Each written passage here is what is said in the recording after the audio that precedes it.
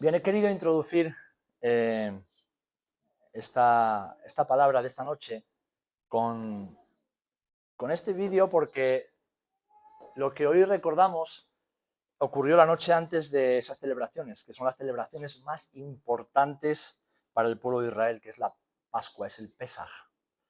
Y de hecho, si leemos en Juan 13:1, dice así: antes de la fiesta de Pesaj, de la Pascua, sabiendo Jesús que su hora había llegado para que pasase de este mundo al Padre. Es decir, la noche antes de que Jesús iba a morir, es decir, cuando él iba a ser sacrificado como el Cordero Pascual, él ya sabía que su hora había llegado y se reunió con sus discípulos.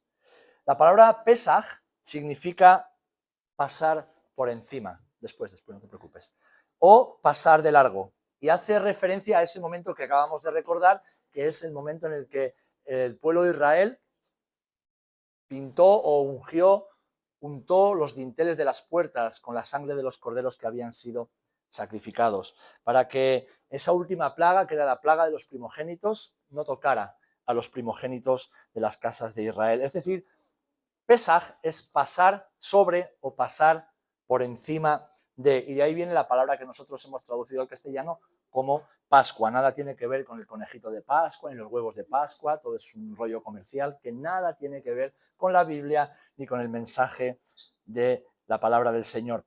De hecho, la señal para que el ángel de la muerte no tocara a los primogénitos fue precisamente la sangre en los dinteles. ¿Y por qué he querido mostrar esto antes? Primero, porque es la historia hecha dibujitos, y segundo, porque el pueblo de Israel tiene muchos mandamientos. Dios le dio muchos mandatos, y entre ellos fue recordarle a los niños, recordarle a los hijos lo que Dios había hecho cuando eran esclavos en Egipto. Es decir, Dios es un Dios de generaciones y no quiere que nadie se quede sin saber que Dios es en el que han creído. El Señor ordenó que se recordara este evento cada año, no solamente porque era un evento histórico, sino porque era un evento, era un acontecimiento que revelaba quién era Dios. El Dios de Israel, nuestro Dios, es un Dios que salva, es un Dios que libera y es un Dios que cumple sus promesas. Amén. De hecho, fijaros, desde ese momento el Señor comenzó a presentarse ante los hijos de Israel como: yo soy Jehová, yo soy Yahweh, el que te sacó de Egipto. El Señor se identifica como el Dios que libera a su pueblo de Egipto.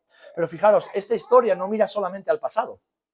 La historia de Pesaj, que esta noche millones de judíos en todo el mundo están celebrando, están conmemorando, están recordando, apunta hacia algo mucho mayor. La cuestión es que la mayoría de ellos aún no lo han descubierto.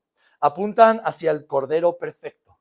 Ese que Juan reconoció cuando estaba bautizando en el Jordán, dijo: he aquí el Cordero de Dios que quita el pecado del mundo. Juan estaba apuntando a ese Cordero que fue sacrificado, o miles de corderos que fueron sacrificados la noche de Pesaj y que cada año los judíos sacrificaban en el templo de Jerusalén. Un cordero que no solamente impediría que los primogénitos murieran, es decir, no solamente impide la muerte, sino además un cordero que por medio de su sacrificio ofrece vida y vida eterna. Amén. Es decir, el cordero que trae libertad y liberación definitivas. Cuando los judíos se reúnen en torno a la mesa, donde los niños tienen un papel fundamental, porque ellos son los que cantan las canciones, ellos son los que cantan esas canciones de Pesaj. Los judíos recuerdan la liberación que Dios hizo por ellos y están apuntando hacia el Mesías, que todavía aún están esperando. Ese Mesías que los liberará, ese Mesías que los redimirá. La nación de Israel sigue esperando por la redención del Mesías, aún a día de hoy. Pero nosotros sabemos que ese Cordero ya vino y que ese Mesías ya se manifestó. Amén. Así que para cuando ellos sea la primera, para nosotros ya será el regreso del Mesías prometido. Un Dios de libertad. Porque la Pascua nos muestra claramente que Dios es un Dios de libertad. ¿Podemos repetir esto? Dios es un Dios de libertad. Y en la historia de Éxodo vemos que Dios da la oportunidad de elegir. Elegir la libertad o la esclavitud, elegir la vida o la muerte, elegir el bien o el mal. Incluso Faraón pudo escoger. Dios le dio la oportunidad de escoger. Pero él escogió el mal y por lo tanto su corazón fue endurecido. El pueblo de Israel también pudo escoger. Debió escoger si permanecer en Egipto o ser libre. Y claro, nosotros vemos la historia y tal vez estemos pensando en algo así bonito, algo romántico. No tiene nada que ver con nada de eso. Fue una salida apresurada, fue una salida llena de dudas, de incertidumbre hacia un futuro que nadie conocía, ni siquiera el propio Moisés conocía. Tuvieron que salir corriendo y ahí tenemos el matzá, ese pan sin leudar. El Señor les dijo, preparad el pan y salid corriendo. Cuando yo os dé la señal, salid corriendo. Fue una salida apresurada. Por eso el Señor también les dijo, ceñidos, tenéis que estar vestidos, no os vayáis a la cama, no os pongáis el pijama, porque en cualquier momento será el momento de salir. No fueron salvados por la fuerza, no fueron salvados por obligación. Fue una salvación fruto de su fe. Ellos creyeron a Dios, obedecieron el mandato, sacrificaron el cordero y pintaron las puertas, los dinteles de las puertas con sangre. Para nosotros es una historia muy familiar, pero imaginaros a 2 millones de personas, donde cada padre de familia, cuando nunca lo habían hecho y no sabían lo que significaba, tienen que tomar un corderito de su rebaño, sacrificarlo, con esa sangre pintar los dinteles de las puertas. ¿Os imagináis estas personas lo que podrían estar pensando? ¿Pero qué nos está diciendo Moisés? ¿Qué significa todo esto? ¿No es suficiente con el desastre que ya hemos visto en Egipto? 9 plagas que han acabado, han arrasado el país, y ahora nos pide que hagamos estas cosas tan raras. Ellos creyeron y ellos obedecieron. Y esto nos recuerda que no siempre debemos entender a Dios. El secreto está en obedecer. Amén. Está en creer y en obedecer. Y esa fe fue lo que marcó la diferencia. Así como Abraham creyó y le fue contado por justicia, Israel creyó y fue librado de la muerte y de la esclavitud. Mientras el ángel de la muerte pasaba y hacía morir a todo primogénito de Egipto, incluso el primogénito de los animales, incluso el de Faraón, que se creía Dios sobre la tierra, el primogénito de Faraón murió. Pero ni un solo primogénito de la casa de Israel pereció en esa noche. Porque después de 430 años de esclavitud, el Señor declaró que su pueblo ya no viviría nunca más en esclavitud, sino que sería libre. Y ese es el corazón, es el mensaje central de Pesaj, de la Pascua. Lo que celebramos hoy no es solamente un recordatorio, no es un momento emotivo que nos recuerda algo que ya pasó, no, es un mensaje que nos recuerda que Dios está muy interesado, se toma muy en serio la libertad de cada persona. Pesaj es un mensaje de libertad. La Pascua es un mensaje de libertad. Por eso Jesús mismo dijo en Juan 8:36, si el Hijo os libertare, seréis verdaderamente libres. Os envié a los corderitos para que no murierais en Egipto. Os saqué de Egipto con mano poderosa, pero os envié un cordero perfecto, no solamente para que no muráis, sino para que viváis eternamente, para que seáis totalmente libres. Y es que el Dios de la libertad es también un Dios que nos llama a recordar. Es un Dios que nos llama a recordar, porque olvidar debilita nuestra fe. Por eso, en la Escritura constantemente vemos como el Señor le dice al pueblo, recuerda, recuerda, recuerda. Y ahí vienen muchos de nuestros problemas, muchas de nuestras aflicciones, de nuestras recaídas en la vieja vida, porque olvidamos quién es Dios y lo que el Señor ha dicho. Ahora, si recordamos lo que el Señor ha hecho, podemos confiar en que Él lo hará de nuevo. Amén. Si recordamos cada día todo lo que el Señor ha hecho, no solo por nosotros, por nuestras familias, por el mundo, por una nación que no era nación y Dios la escogió para que fuera luz en medio de las naciones.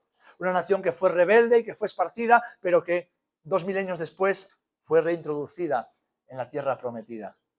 Y una nación que en el futuro tendrá un papel fundamental en la redención y el juicio de las naciones. Si recordamos lo que Dios ha hecho, sabemos, tenemos certeza de que el Señor volverá a hacerlo, pero si olvidamos, ¿qué sucede? Que fácilmente perdemos la fe y la esperanza.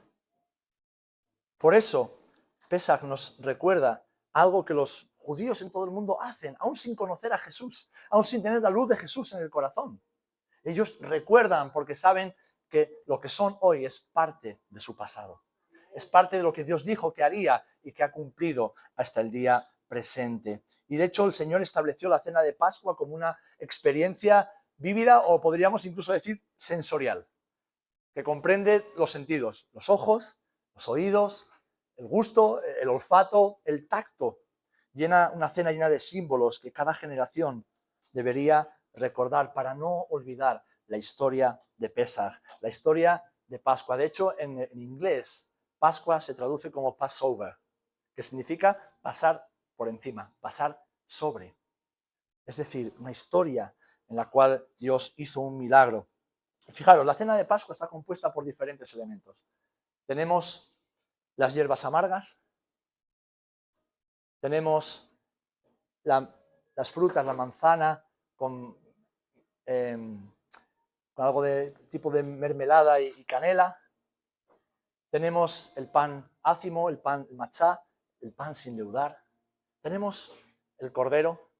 Diferentes elementos que nos recuerdan lo que Dios hizo. Por ejemplo, las hierbas amargas representan el sufrimiento vivido en Egipto. Los judíos toman esas hierbas, las mojan en agua con sal y las ponen en su boca, recordando lo que sufrieron cuando eran esclavos en Egipto. Esta mezcla de manzana con canela y una especie de mermelada les recuerda el barro de los ladrillos, el sufrimiento que tenían cuando eran esclavos de Faraón.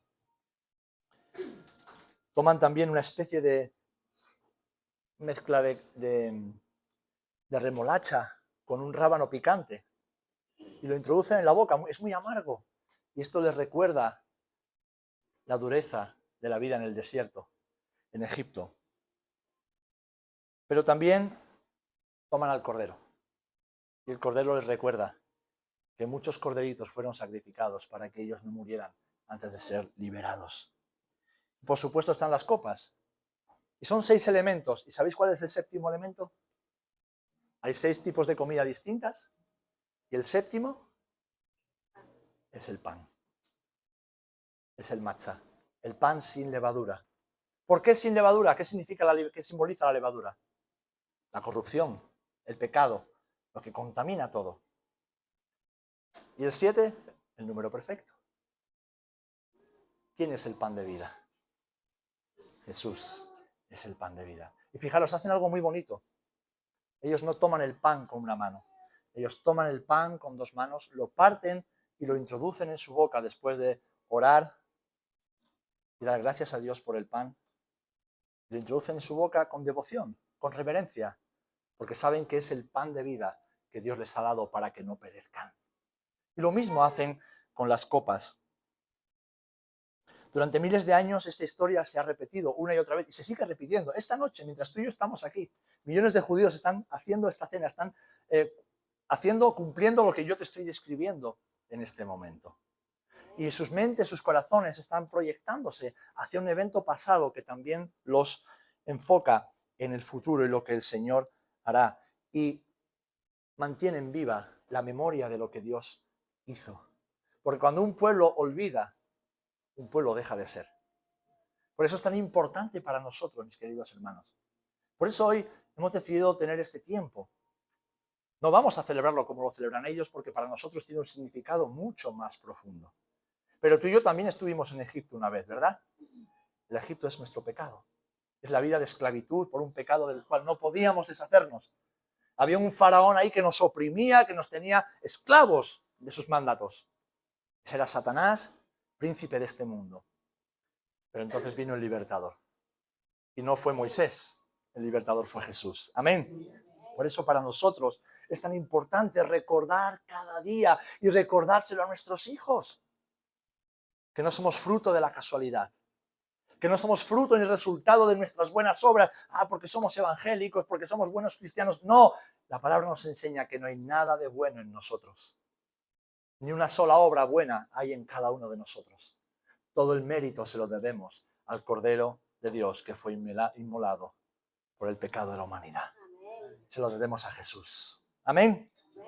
Y es que Jesús es el cumplimiento de la Pascua. Él es el cumplimiento de esta Pascua. La última cena de Jesús con sus discípulos fue precisamente una cena de Pesaj. Y en ese momento lo que Jesús hizo fue llevar este recordatorio que el Señor le mandó a los hijos de Israel por medio de Moisés a otro nivel. Jesús lo elevó a un nivel mucho, mucho más profundo. Ahora aquí no tenemos pan, pero yo imagino a Jesús cenando con sus discípulos y colocándose el manto para poder orar. Y con ese manto, Jesús toma el pan y lo bendice, da gracias a Dios. Y con ese manto, Jesús lo parte y dice todo lo que ya sabemos, ¿verdad? Este es mi cuerpo, que por vosotros es partido. Y después toma la copa, creo que tenemos una copa por ahí, ¿verdad?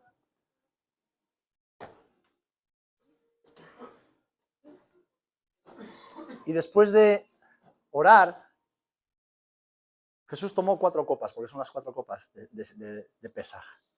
Pero la Biblia nos habla de la copa, la última copa, la que representa la sangre del cordero que había sido inmolado. Entonces Jesús ya no le está diciendo, oye, la sangre de los corderitos es la que debéis seguir derramando, ¿no? Ahora este vino, que era un mosto sin fermentar, es mi sangre. Representa mi sangre. Ahora, pensad que los israelitas, 2000 y pico años atrás, o 1500 años atrás, no entendían lo que Moisés les estaba diciendo. ¿Creéis que los discípulos de Jesús entendían lo que Jesús les decía? No tenían ni idea. Ellos no sabían lo que el maestro les estaba diciendo. Pero les está diciendo, así como el cordero y su sangre derramada protegieron a los hijos de Israel, mi sangre será la que os salve del pecado y de la muerte. Podemos imaginarnos a Jesús repartiendo, ¿verdad? Esta copa. Sus discípulos tal vez no entendían nada. No comprendían lo que estaba pasando. Lo comprenderían tiempo después. Lo comprenderían seguramente semanas después. Tal vez el día de Pentecostés. Fue cuando comenzaron a comprender. Jesús no estaba solamente participando de la Pascua. ¿Qué estaba haciendo Jesús? Él estaba haciendo la Pascua. De hecho, en 1 Corintios 5:7 leemos así. Cristo, nuestra Pascua, ya fue sacrificado por nosotros. Cada vez que participamos del pan y de la copa, recordamos su sacrificio y estamos renovando nuestra fe. Y sabéis, no hace falta ponerse un manto como este, aunque es bonito, ¿verdad? A que me quedaba bien. ¿Eh? Pues imagínate a Jesús partiendo el pan, compartiendo la copa, diciendo las oraciones, enseñándoles lo profundo y lo secreto de ese rito tan antiguo. Imaginaros a Jesús diciendo, este es mi cuerpo, esta es mi sangre. Imaginaros a Jesús cenando esa cena con sus discípulos, sabiendo que unas horas después, lo que él estaba diciendo en esa mesa se haría realidad. Sabiendo que en verdad su cuerpo y su sangre serían derramadas. Su cuerpo sería sacrificado en el altar, como lo habían sido estos corderos. ¿Te puedes hacer esa imagen mental del maestro con sus hermanos, con sus amigos, con sus discípulos, sin que ellos entendieran nada, diciéndoles, vosotros miráis al pasado, yo estoy mirando ya al futuro? Y ese futuro era la cruz. Bendito sea su nombre. Y es que la liberación que ese Dios de la libertad y ese Dios de la memoria nos ofrece es una libertad completa, y esa libertad se encuentra en Jesús. Por eso, como discípulos de Jesús, como hijos e hijas de Dios, no debemos dejar de orar para que todo el mundo sea salvo. Y como dice Pablo, al judío primeramente y después al griego. Debemos orar por esa nación que tiene su corazón endurecido en parte. Hay un velo sobre sus ojos. como dice Romanos capítulo 9, capítulo 10 y capítulo 11. Pero un velo que será quitado. Y cuando ese velo sea quitado, el Mesías regresará. Mientras tanto, debemos proclamar esa libertad y esa liberación completa que Dios comenzó a mostrar en Éxodo, esa noche de Pesaj, allá en Egipto, y que a día de hoy sigue cumpliéndose en las vidas y los corazones de aquellos hombres y mujeres que le reconocen como Señor y como Mesías. Porque la obra de Dios es completa y además es perfecta. ¿Amén? Amén. El Antiguo Testamento nos muestra en parte. La palabra de Dios dice que la ley era como ese ayo, ¿no? Como ese maestro que acompaña al alumno hasta que vino Cristo y en él la ley se hizo perfecta y se cumplió. El Señor no termina su obra al sacarnos de Egipto. La obra de Dios no terminó el día que fuiste salvo, ¿o sí? ¿No? El Señor continúa su obra y la continúa transformando nuestras vidas hacia la completa perfección, que es que seamos a su imagen y a su semejanza. Amén. Así que como hizo Israel, con Israel, lo hizo con nosotros. No entendemos muchas de las cosas que Dios hace a través de la nación de Israel. Y hoy podemos tener ideas muy extrañas, ideas muy preconcebidas, incluso ideas llenas de prejuicios, condicionadas por los medios de comunicación y por el espíritu diabólico del antisemitismo que nos bombardea. Vivimos en un país históricamente antisemita, que hemos sido enseñados a odiar y a despreciar a la nación de Israel. Pero la palabra enseña, bendito el que te bendijere y maldito el que te maldijere. Y si miramos la historia, toda nación, todo pueblo, todo imperio que ha maldecido y ha deseado el mal de Israel, ha pagado unas consecuencias terribles, han desaparecido sufriendo muchísimo. Nosotros como nación en España hemos sufrido mucho como nación y lo seguimos haciendo por el mal que hicimos al pueblo judío hace más de 500 años. Pero ese mal sigue ahí y si lo sigue por todo el mundo lo vemos en las noticias. Ahora nosotros no judaizamos, no volvemos a los rudimentos de la ley, pero sí amamos lo que Dios ama y bendecimos lo que Dios bendice. Porque somos hijos de bendición. Somos obedientes a su palabra y creemos en sus promesas. Y nosotros no somos el olivo natural. Nosotros somos las ramas silvestres injertadas en el olivo natural, porque las ramas naturales es Israel. ¿Qué debemos hacer? Pues recordar y orar. Y mientras los millones de hijos e hijas de Israel hoy celebran un acontecimiento pasado, nosotros oramos para que el Espíritu Santo les revele que Pesaj, que el Pascua, es Jesús y que está esperándolos para ser su Dios y su Señor también. Amén. Éxodo 6, 6 y 7 dice, por tanto dirás a los hijos de Israel, yo soy Yahweh, y yo os sacaré de debajo de las tareas pesadas de Egipto, y os libraré de su servidumbre, y os redimiré con brazo extendido y con juicios grandes, y os tomaré por mi pueblo y seré vuestro Dios. Fijaros, este pasaje de Éxodo capítulo 6, versículos 6 y 7, nos está revelando la obra completa de Dios con su pueblo y con nuestras vidas. En primer lugar, que dice, te sacaré del yugo de los egipcios. Eso fue lo que Dios hizo con la nación entera. Y es lo que el Señor ha hecho con nosotros. Él nos libera del pecado y nos da un nuevo comienzo. Ellos entraron en el desierto. ¿Sabéis? La tierra prometida no está aquí. La vida con Jesús, en este lado del cielo, la transcurrimos en el desierto. La vida con Jesús se transcurre en el desierto.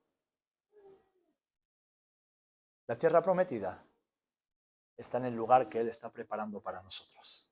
Y está al otro lado del cielo. Lo segundo, dice que te liberaré de su servidumbre. ¿Qué hace el Señor? Lo mismo que hizo con ellos, como un tipo, como un ejemplo. Dios cambia nuestra manera de pensar, quitando la mentalidad de esclavos. Por eso es tan importante esa transformación de nuestra mente, puesto que Él nos ha dado la mente de Cristo. Los israelitas salieron de Egipto, estaban en el desierto, pero seguían pensando como esclavos. Y ante las dificultades querían volver, porque habían salido de Egipto, pero Egipto no había salido de ellos. En cambio, el Señor ha puesto un nuevo corazón en nosotros, una mente como la de Cristo. Él nos ha dado un nuevo espíritu, para que no solamente salgamos del pecado, sino que dejemos la mentalidad de pecado. No solamente salgamos de Egipto, sino que Egipto salga de nuestros corazones. Por eso caemos tantas veces y recaemos en las mismas actitudes, pecados, situaciones del pasado, porque Egipto aún sigue muy presente, seguimos pensando y viviendo como esclavos, pero el Señor ha prometido que Él nos librará de la servidumbre del pecado. Amén. Tercer lugar, te redimiré, dice, con brazo extendido y con juicios grandes. Dios actúa con poder y en lo más profundo de nuestras vidas. Solo Él tiene el poder de redimir, es decir, de rescatarnos, de pagar el precio de nuestra culpa y ofrecernos un camino nuevo. Es lo que Dios hizo con Israel. Ejecutó juicio sobre Egipto y con mano poderosa los sacó y los llevó por el desierto hasta introducirlos en la tierra prometida.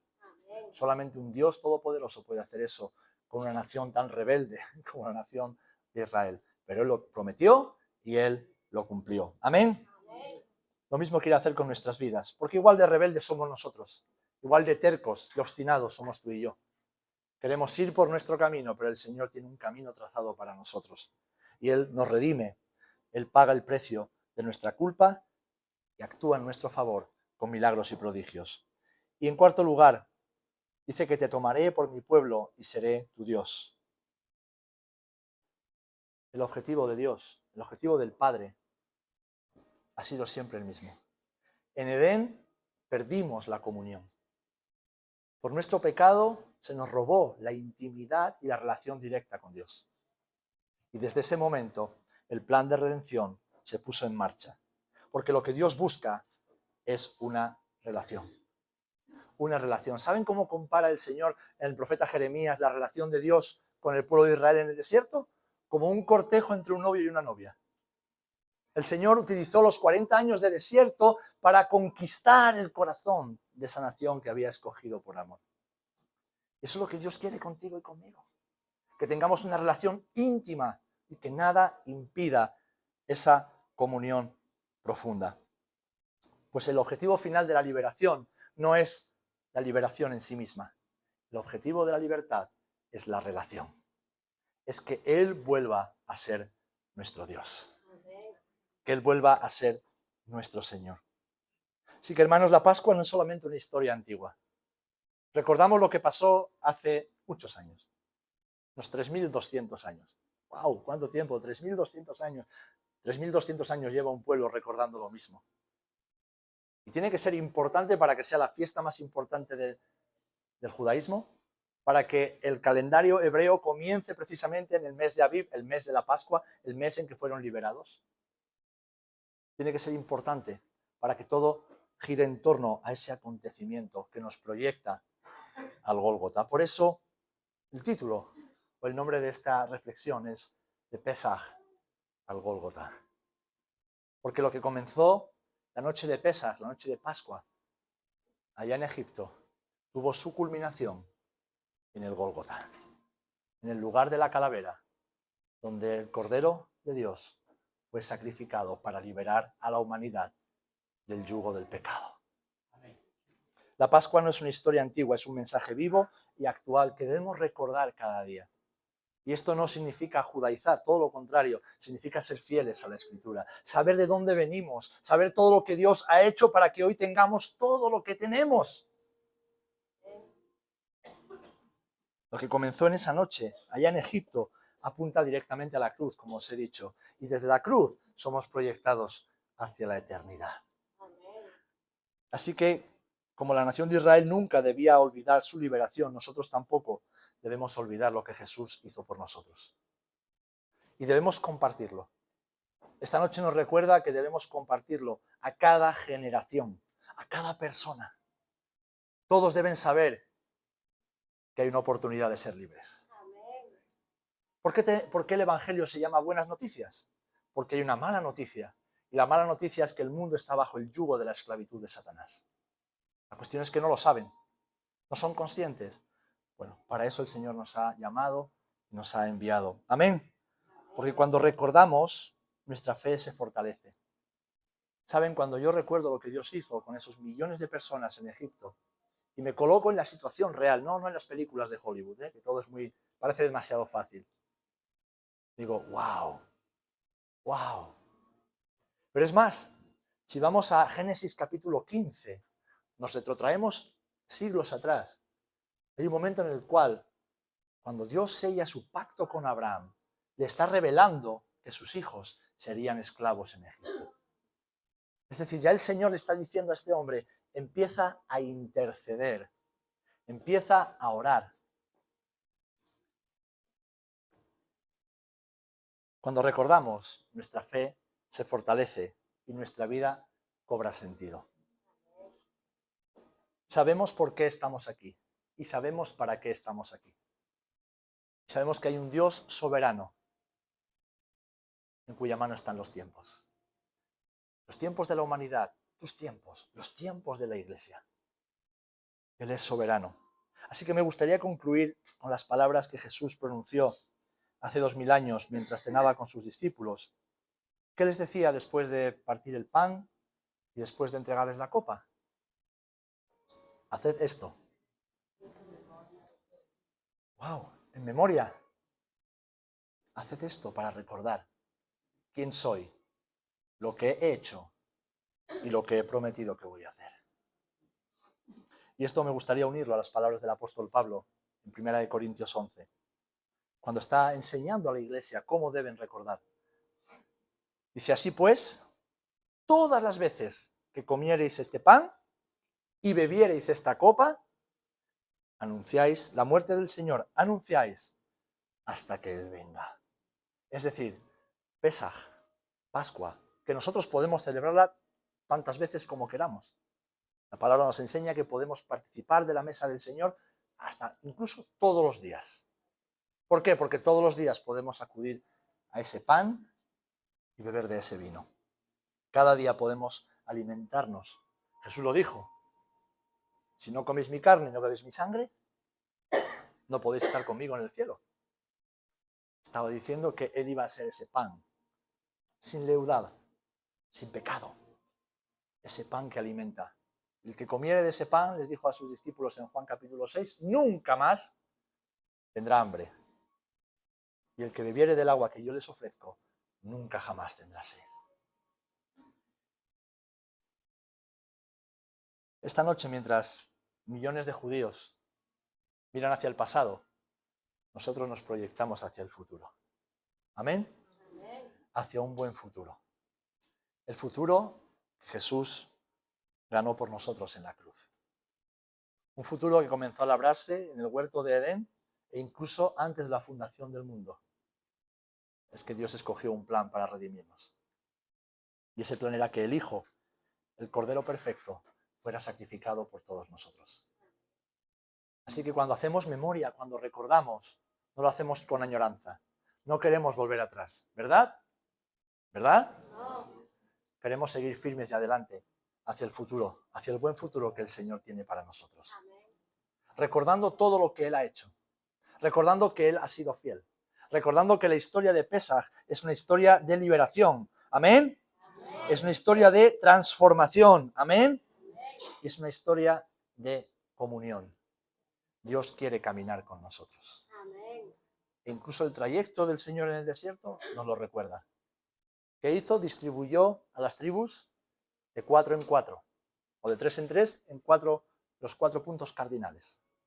Y en medio estableció el tabernáculo. ¿Quién moraba en el tabernáculo? El arca del pacto. ¿Y qué había sobre el propiciatorio? Es decir, sobre la tapa que estaba recubierta de oro con 2 querubines. ¿Qué había en medio de esos 2 querubines? La Shekinah, la presencia de Dios entre los hombres. Entre los hombres. Porque el deseo del Señor ha sido siempre el mismo. Estar con nosotros.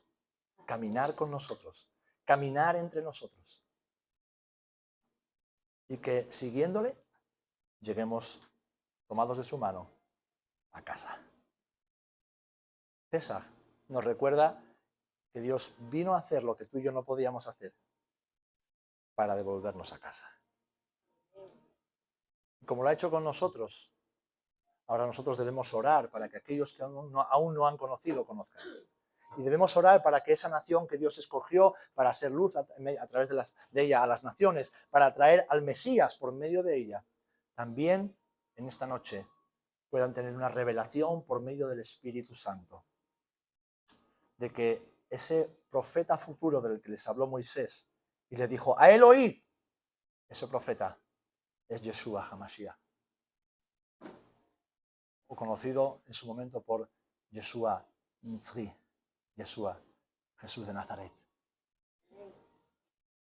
El rabino de los pobres, de las prostitutas y de los enfermos, como éramos tú y yo. ¿Amén? Pues, ¿qué os parece? Y en esta noche oramos un instante antes de